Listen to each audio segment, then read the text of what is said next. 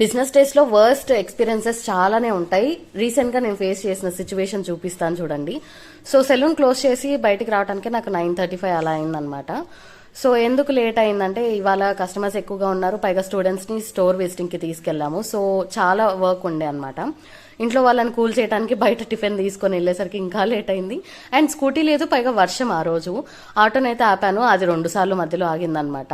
So ఎలాగోలా అయితే బయలుదేరిపోయాం. ఆటోలో ఎక్కి కూర్చున్న తర్వాత ఆయన ఫోన్ పే లేదని చెప్పాడు అనమాట. Oh my God, that was so scary. I'm not a cash person, so PhonePe ఉంటుంది కదా, మళ్ళీ ఆగి వేరే వాళ్ళని అడిగి తీసుకున్నాను.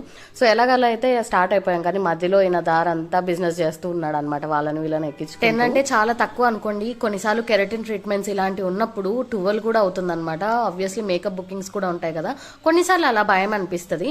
అండ్ ఇంటికి వచ్చేసరికి 10 అయింది. అలా ఫ్రెష్ అప్ అయి పడుకునేసరికి 10:45.